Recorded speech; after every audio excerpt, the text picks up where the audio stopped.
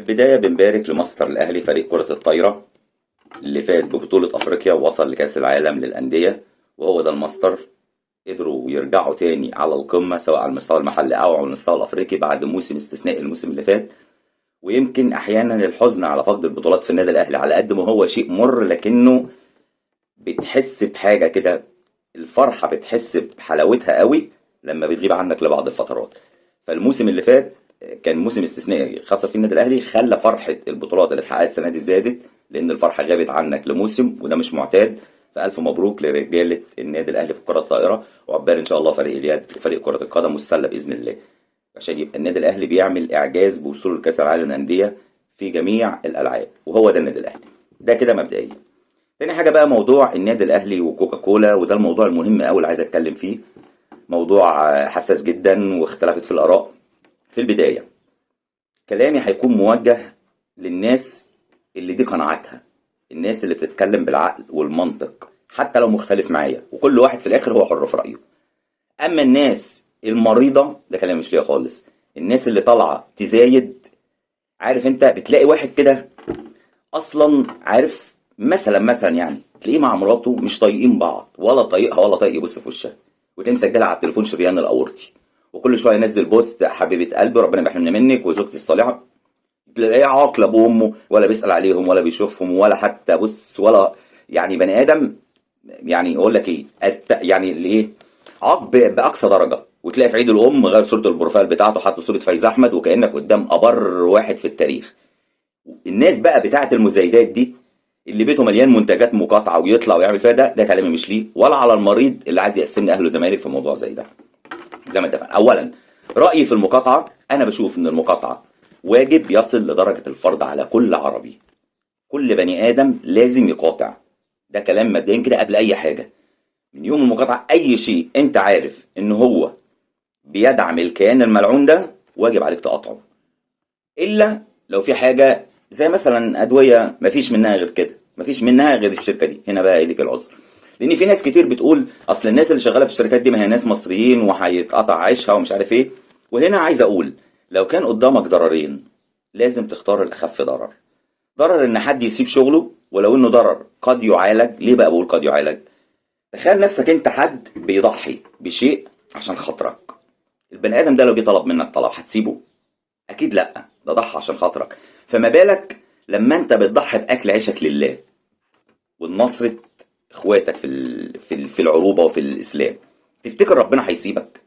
بس لازم تكون من جواك عندك قناعه بجد ان ربنا قادر على كل شيء، وان ربنا بيحب انك تطلب منه، وان ربنا بيحب انك تلجأ له. ففكره ان عيشك يتقطع في مكان لاجل ان المكان ده بيدعم كيان ملعون، فتاكد ان ربنا مش هيسيبك. ده الضرر الاخف. ايه الضرر الاكبر؟ ان كل المكان ده كل قرش بيكسبه بيتقدر قصاده طفل، بينتهك قصاده ارواح ناس بريئه، بيعملوا حمله اباده جماعيه بفلوسك. ايهم اخف ضرر؟ ضرر ان حد ساب شغله وربنا ان شاء الله هيكرمه بشغل تاني، ممكن يتعب شويه لكن متاكد وعلى يقين تام ان ربنا مش هيسيبه؟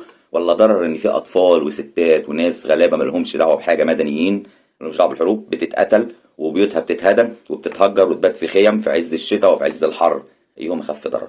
ففكره بقى ان المقاطعه ناس شغاله ومش شغاله.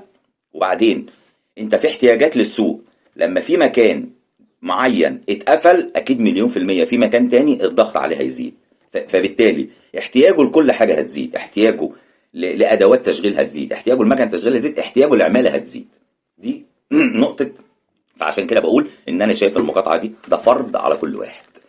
فكرة بقى المريض اللي عايز ياخدها الاهلي وزمالك، ده بني ادم ما ينفعش ترد عليه، ده انسان مريض مختل. الاهلي والزمالك يلا بينا ننكف بعض في الكوره، وهفضل انكفك في الكوره، وهفضل اقول لك انا وانا سيدك وانا عمك، ماشي. لكن ما في قضيه تمس اخلاق، تمس وطن، تمس عروبه لو كان الاهلي والزمالك واحد. حصل شهداء هنا وحصل شهداء هنا. مفيش مباراه نسي الجماهير الزمالك ترفع كشافتها في الدقيقه 74 او 72، ولا مره نسي الجماهير الاهلي ترفع كشافتها في الدقيقه 20. مؤمن زكريا اللي ساب الزمالك وراح الاهلي وكانوا على اخرهم منه بيشتموه، اول ما تعب جماهير الزمالك قبل جماهير الاهلي بتدعي له وما بتشوفه بتحييه. وكذلك اشرف قاسم، جماهير الاهلي بتجاد الاهلي وحسابات كل الاهلاويه دعاء للكابتن اشرف قاسم. ناشئ الزمالك لما جاله سرطان جماهير الاهلي كلها كانت واقفه جنبه وبتدعي له. في مشجع زملكاوي برضه اتصاب، كابتن محمود الخطيب اتصل بيه والراجل طلع من فرحته ان كابتن محمود اتصل بيه عمل فيديو بالكلام ده. فما تحاولش تقسمنا في موضوع زي ده. موضوع القضيه الفلسطينيه الاهلاوي والزملكاوي كلهم مع القضيه، كلهم مقاطعين. كنت انت مريض هتقعد تقول لي كوكاكولا والنادي الوطني تعايرني وانا ارد عليك اقول لك لا ما انت عندك ماكدونالدز وبتاع؟ لا، الموضوع هنتكلم فيه وليه يقدر وليه ما يقدرش. خلاص. كنادي اهلي بقى، انا بقى اتكلم عن الاهلي خصوصا في القضيه الفلسطينيه، ده من زمان من ايام ال6-0 وموقفه معروف. ايه اللي حصل مع الاهلي على ارض الواقع بعد الطوفان؟ النادي الاهلي اول نادي نزل بيان. هتقول لي ما هي مش بالبيانات والكلام، هقول لك لا، وسود الشاشه بتاعته. ما بقتش في حاجه. النادي الوحيد اللي سود شاشته كده بس على ارض الواقع. النادي الوحيد اللي شفته في العالم، انا ما شفتش غيره، والله اعلم لو في غيره عمل كده ولا لا، بس انا ما شفتش النادي الاهلي في العالم اللي ارسل قوافل مساعدات لاهالينا في غزه. فسواء النادي الاهلي بالكلام وبالفعل، النادي الاهلي موقفه واضح جدا مع القضيه. فاي مزايده من حد مريض لا، مش في محلها. تمام؟ دي حاجه. تاني بقى نيجي نتكلم على فكره المقاطعه وايه اللي حصل. اولا انا مستغرب اشمعنى كوكاكولا؟ ما هو ليبتون موجود على شعار النادي الاهلي. ليه الدنيا قامت على كوكاكولا؟ عشان في شخص مريض حب يقول للناس ادي النادي بتاعك وادي وادي وادي، وكأن النادي ده في النادي الكره. هو ده اللي بقوله، دايما الكره والبغض بيخليك صفاتك بتبقى أسوأ بكتير. الكره والحقد والغل بيتتبعوا صفات كتير سيئة. انك تبقى كذاب، انك تبقى مثير للفتن، انك تبقى بوشين. فده سببه الكره. لكن في موضوع زي ده لا، انت محتاج محتاج تقعد مع نفسك، محتاج ترجع لربنا، عشان ده غلط. ده غلط ومش عايزينه ينتشر في مجتمعنا. مش عايزين الفكر ده ينتشر، انك تجيب حاجه زي كده وهو لسه موجوده. لكن كوكاكولا يلا بقى الشعار، يلا نعمل حمله. اولا الناس اللي عتبت على النادي الاهلي، انا هنا مش طالع اتكلم اهلي ولا زمالك، انا بتكلم على وجهه نظري، مقتنع بيها خير وبركه، مش مقتنع انت حر. العقد اتعمل امتى؟ العقد اتعمل قبل 7 اكتوبر، واللعيبه اتصورت يوم 1 اكتوبر استاد التتش بالموضوع، ما كانش لسه فيه موضوع طوفان الاقصى. والنادي الاهلي من قديم الازل، لو تفتكر حتى ماتش كوتوكو 82 كان التيشيرت المربع كابتن خطيب الماتش ده كده كلمه كوكاكولا، وطول عمري كوكاكولا مع النادي الاهلي. بعد كده حصل الطوفان وحصلت المقاطعه، كان عقده مضت. زي بالظبط فكره اللي يقول لك ما الزمالك على سور النادي ماكدونالدز موجود من زمان ومأجر من الزمالك من زمان، مش بالسهوله انا راح اقول له يلا بينا نلغي عقد. انا بقى الاهلي عشان يلغي تعاقد زي ده، اولا ما اعرفش موقفه ايه قانوني قدام الجهاز المركزي للمحاسبات، هل ممكن يبقى يعتبر اهدار مال عام ان انا ادفع شرط جزائي؟ ففي عقود اتكتبت في شرط جزائي، وانا في نادي يمثل الدوله اللي بالمناسبه فيها ازمه دولاريه. ففكره ان انا الغي عقد وادي النشر الجزائيه عشان تدعيما للقضيه، انا بتكلم هنا كجمهور. لكن انت عارف ابعادها كمسؤول، هل ينفع ولا ما ينفعش؟ هل ممكن دي توقعني تحت طائله قانونيه ولا لا؟ تعال بقى من ناحيه ثانيه بقى، وهنا هتكلم كدوري كجمهور. اعمل ايه؟ ايهم افضل؟ انا اسالك سؤال كده وانت كده يعني بالراحه كده وبالهدوء جاوب بنفسك كده، يعني مشي الموضوع في دماغك كده، خد الموضوع في دماغك وخد ودي مع نفسك وطلع لي الاجابه. ايهم افضل؟ ان انا كنادي اهلي او ان انا كجمهور اطالب من النادي الاهلي يلا بينا نلغي التعاقد مع الشركه دي وندفع الشرط الجزائي ايا كان، ما اعرفش نص مليون دولار ولا مليون دولار ايا كان الشرط الجزائي، وادفعه والغي التعاقد معاها دي اول نقطه، ولا اسيب العقد شغال؟ لكن انا كجمهور اعمل حمله اسمها مقاطع رغم الرعايه، رغم ان انت بترعاني فانا برضو مقاطع. يبقى انا كده الرعايه دي بمبالغ، انا بستنزف قدراتك الماليه. انت كنت بتدفع لي فلوس وبتاخد مقابل قصادها مبيعات، لان النادي الاهلي هو اللي بيرعاك. فلا، انا هستنزف من مواردك ومفيش مدخل هيجي لك. بدل ما انا الغي التعاقد معاك، كده كده انت مش مضرور في حاجه، يعني انت اصلا الضرر واحد انك مش هتبيع. تمام؟ لكن فكره ان انا ارجع لك فلوس، يبقى انت كده خدت شرط جزائي، والفلوس اللي كنت هتدفعها لي مش هتدفعها لي. انا عايز اعرف لو انا مسؤول، لو انت مسؤول في شركه كوكاكولا، اي ضرر هيقع عليك اكتر؟ يبقى انا لازم من وجهه نظري هنا ايا كان بقى الموضوع، ان انا لا، طالما العقد ده معمول قبل المقاطعه فما اقدرش الوم على حد. نفس الموضوع يمثل كوكاكولا او ليبتون الاثنين. تمام؟ تاني نقطه، ان انا هنا بدال ما اوجه كل جهدي ان انا افضل اقول الغي التعاقد الغي التعاقد، لا، انا اخلي حملتي سيب التعاقد واحنا لسه مقاطعين. يبقى خليه يدفع وما يكسبش.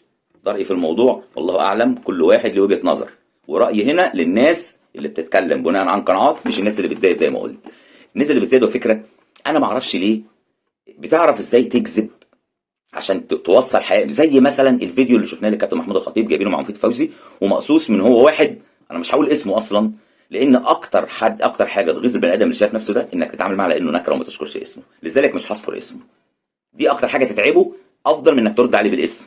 لا، خليه كده يشعر ان هو نكره وانك مش هتذكر اسمه. انك تقص فيديو وانت عارف محتوى الفيديو اصلا كان بيتكلم عن ايه، وتجيب الحته اللي الكابتن محمود الخطيب بيقول فيها مهاره انك تقع وانك تاخد فاول ومن غير ما حد يلمسك لانك تعبت، فدي تعتبر مهاره، وتجيب الجزء ده وتحطه عشان تقول اللي بتقولوه على زيزو، على موقف زيزو اللي حصل، وانت عارف ان انت مجتزئ الحقيقه، وان الفيديو اساسا مفيد فوزي بيساله على فاروق جعفر وتمثيله في ضربات الجزاء. فالكابتن محمود الخطيب لان ده راجل صديق ملاعب بينه وبين الكابتن فاروق جعفر، فحاول يجمل الصوره على قد ما يقدر بحيث ان هو ما يتكلمش على كابتن فاروق جعفر بشكل كويس، بشكل مش كويس.